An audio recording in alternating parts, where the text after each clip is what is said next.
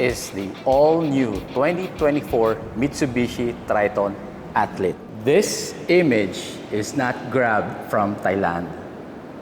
This is real. It's here. We exist. Bago natin silipin itong very exciting all-new Triton, gusto ko po munang pasalamatan si Ma'am Beth Valencia ng Mitsubishi Global City for arranging this review. So first of all, they are now calling this as the Triton, hindi na Strada. As you may know, sa ibang market, sa ibang countries, Triton naman na talaga ang tawag nila sa Strada or sa L200. But it looks like dito sa Philippine market, hindi na nila gagamitin yung Strada na brand, kundi Triton na. Okay, tingnan natin itong design dito sa harap. As you can notice, yung front grille niya is very squarish. It's big and it really looks very aggressive. Nandyan yung mga front sensors niya. Yung dynamic shield design, naging very squarish na rin. Okay? Kung napapansin nyo, for the previous generation and even for the Montero, mapapansin nyo yung angle nito medyo mas pababa and swept palikod. Parang mas pabilog. This time, parang binaba nila at halos almost 90 degrees na rin dito, matching the design nitong corner. Kaya nagmukha na siyang talagang square, right? And then, kung napapansin nyo rin, inside this design here, para siyang yung T-shape headlamp ng expander, di ba? Na pinaliit. Sa expander, nandito siya sa baba, malaki na T-shape. Ito, parang pinaliit at pinasok dito sa loob. Which is, I think, maganda tingnan. The all-new Triton 2024 has LED DRL, LED headlights with auto high beam, and LED fog lights. In terms of dimensions, it is 55 millimeters longer and 115 millimeters wider than the previous generation Strada Athlete. However, they are of the same height and the ground clearance is 8 millimeters higher for the new Triton. The wheelbase is 130 millimeters longer. Wow! So, kung yung width is 115 millimeters wider, you can really expect that the cabin is much bigger than the previous generation. Honestly, yung proportions niya sa side profile, yung tindig niya in person, mukha na siyang Ford Ranger. And I mean that in a positive way. Kasi kung napapansin nyo, yung previous generation ng Strada, masyadong curve dito. And this one, with this all-new model, mas medyo vertical na siya. And I like it. Macho tingnan. Yung previous generation, parang pag-curve, di ba, na parang maliit tingnan pagdating dito sa dulo. This one, mas medyo horizontal na diretso and mas boxy dito sa corner na to. And for me, mas macho tingnan. And then this time, meron na tong 360 camera. And this is the camera sa likod. And this is the camera sa front. The wheels are size 18 with Yokohama Geolandar 265/60 series tire. Front disc brake. While dito naman sa likod is quite surprising, it still has the drum brakes. Yung stepboard naman dito sa likod, binabaan nila ng konti para mas madaling umakyat. Meron din dito na rubberized corner step, slip resistant. So kung meron kang karga na mahaba at nakabukas yung tailgate, pwede ka dito umakyat at hindi madulas.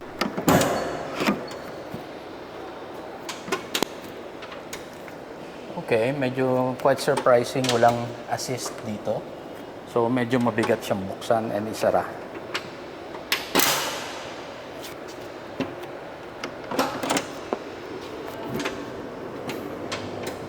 Bed size is 1,555 millimeters long, 1,545 millimeters wide, and 525 millimeters tall with a payload capacity of 985 kilograms. The side stepboard is not too wide, sakto lang, and it feels strong and solid. Then there's your roof antenna, roof rails, sports bar, and cargo extender, all painted in black that complement the Black Series theme of this handsome truck.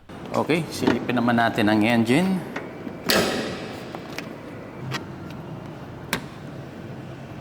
So, ditukod siya. Wala siyang struts. Kitang-kita mo agad, oh.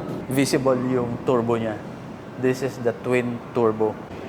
The engine of the all-new Mitsubishi Triton 2024 is a 2.4 inline 4 with Mitsubishi innovative valve timing electronic control system. 2.4 ang displacement, and for this particular athlete model, it has a two-stage turbo, meaning twin turbo or sometimes called bi-turbo. It is capable of producing 204 PS and 470 Newton meters of torque. Ang laki na ng improvement from the previous generation. And this new powerful engine comes with a 6-speed automatic transmission, and for this particular athlete model, this is 4-wheel drive Super Select 2. Okay, silipin nga natin ng mabuti. Let's take a closer look of the engine bay at curious ako dito. So, like I mentioned kanina, very evident, ang laki ng turbo kasi nga bi-turbo siya. Okay? Pero, kanina ko pa sinisilip, nasaan ba yung air inlet niya? Kasi obviously, andito yung tawag dito, yung air box, yung air filter box nandito. Ngayon, saan papasok yung hangin? Wala akong nakikitang connection papunta dito sa harap sa grill. Except for this one. Ayan. Meron siya ditong tube. So, na-curious ako, silipin natin sa loob. Okay, so silipin natin yung air filter box. So, ito air filter niya. And kung mapapansin nyo, nandito yung... So, yung air inlet niya, yung daanan ng hangin, galing dito, somewhere dito. Hindi ko lang matrace kung saan, sinisilip ko kanina pa.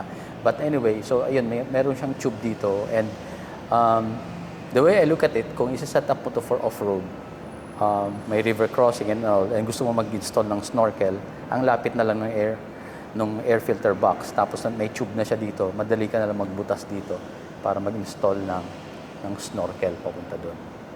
So, katabi ng air filter box is your coolant reservoir. And then, andyan yung ABS module. And there's your radiator at mayroon siyang napakalaking fan, clutch fan. And what else? Andito naman sa left side yung malaking battery and medyo maluwag yung space dito. And as you can see, andyan yung alternator, which is good. Mataas yung position, yung location ng alternator. So, lalaban to sa mga river crossing kahit sa medyo malalalim na baha, kayang-kaya. And then, andito yung fuse box. Okay, bago tayo pumasok sa loob, ito yung key fob niya. So, merong unlock and lock button. Okay? Ang ganda ng DRL, pogi, oh. Ang tapang ng muka. Okay, tara, pasok tayo sa loob. Grab handle. Mapapansin nyo, mas malaki. So, mas maganda siyang hawakan, mas maganda yung grip. Yung driver's side door handle, meron na siyang switch pang lock. Yan. So, dito, pagpasok mo, very obvious yung orange stitching, match na match sa body color nito. This is leather. Ang ganda ng feel. Ang ganda ng design nito. Mukhang titanium. And, ayun, meron ditong parang sticker ng carbon fiber. Ang ganda ng buttons for the power window. And, yun nga lang, yung passenger side lang ay ang may automatic open and close. And then, there's your control for the power side mirror. And then, power mirror and auto door lock and unlock. Ang ganda, ang ganda. So, ito dito lang ang plastic. Ito leather, plastic. And meron kang mga lagayan dito.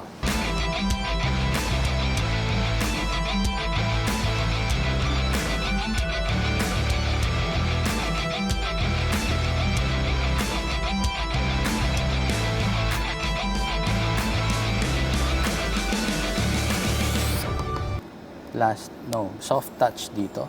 Soft touch material, plastic. And then dito yung dashboard niya pinakaibabaw, soft touch. Ang ganda.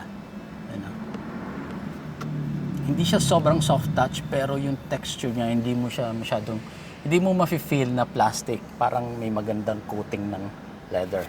And then of course, the new floating infotainment. Ayan. This is a 9-inch touchscreen display with wireless Apple CarPlay, Android Auto, and Bluetooth.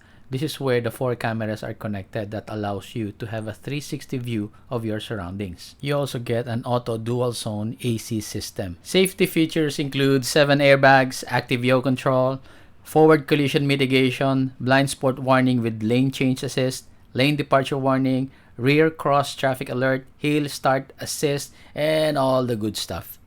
May lumbar support siya dito. Ayan, na-adjust yung lumbar support. Ang ganda. Gustong gusto ko yung ganitong feature kasi ako prone na ako sa back pain. So I really need to be always in the correct driving position. So sobrang ganda nito for me. And then yung adjustment sa forward, ayan, and backward. Alright? And then the steering wheel can be adjusted, tilt, and telescopic. Nice, soft touch, leather-wrapped steering wheel.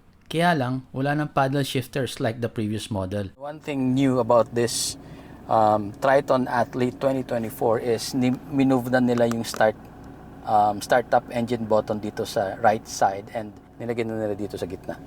Unang-una talaga napansin ko pag upo ko dito is the lumbar support. Grabe, ang ganda. Ayan o, kung napapansin nyo, ang laki ng umbok dito. Ang sarap ng driving position ko. Okay, pakita lang natin kung gaano kalambot yung steering wheel niya, no? Ayan, no? Oh my God. At full stop tayo, full stop. Ang lambot. Isang kamay. Okay, bilangin natin kung gaano kabilis yung steering ratio niya. Okay? So, nakasagad to ngayon sa left. Bilangin natin. 1, 2, 3, and mga 1/4. So, mas mabilis siya ng konti dun sa Everest ko. Kasi yung Everest nasa almost, mga 3.5 yun. So, medyo mabilis ang steering input nito.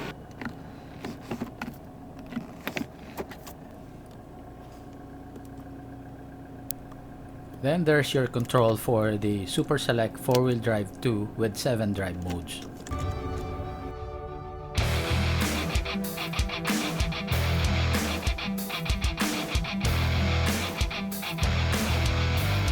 May vanity mirror pero walang ilaw.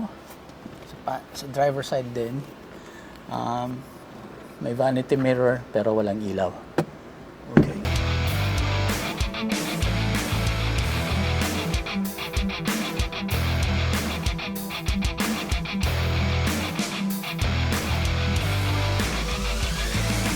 Pagdating naman sa glove compartment, split into 2 siya. Meron siya dito sa harap. So, push button lang. Okay, slow open, slow close, and then dito. Nice, slow open din siya.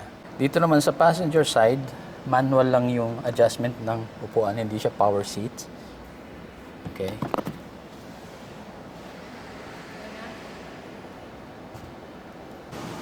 Okay, dito naman tayo sa likod. Unang-una, napansin ko, mas wider na yung opening and I think mas bigger yung opening dito. So, mas madaling umakyat. Merong grab handle dito. And this was my driving position kanina, hindi ko yung ginalaw. So, eto ngayon. Maluwag. Maluwag. Ang luwag-luwag. And mas malambot na, mas comfortable na yung upuan niya kumpara dun sa dating Estrada na nireview lang natin 1 week ago. Okay? So, I think mas comfortable to ngayon. Alright? And then, sundan niyo ako dito sa loob. Yung upuan, yun, wow, ang sarap. Ito, oh. So, meron lang siyang konting hump, pero yung hump niya malapad. So, hindi awkward na umupo kung tatlo kayo. And oh my God, sobrang mas malambot pa siya. Oh. You notice, pag upo ko, mas lumubog. Mas komportable pa ito kumpara dito. So, kung tatlong katulad kong size or a little bit bigger than me, komportable yung tatlo. Okay? So, 1, 2, and 3. Komportable. Now, kung dalawa lang kayo, meron ka ditong armrest. Ayan. At meron kang dalawang cup holder. Alright?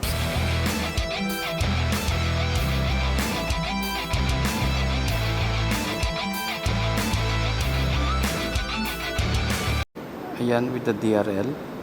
And ayan with the headlights. And now headlights with bright Naka-bright yung headlights niya. And ayan, naka-fog light. Ang lakas ng fog light. The taillights have a new unique design. Mukha siyang putol na letter T. Para siyang Montero that you can easily identify that a Triton is in front of you.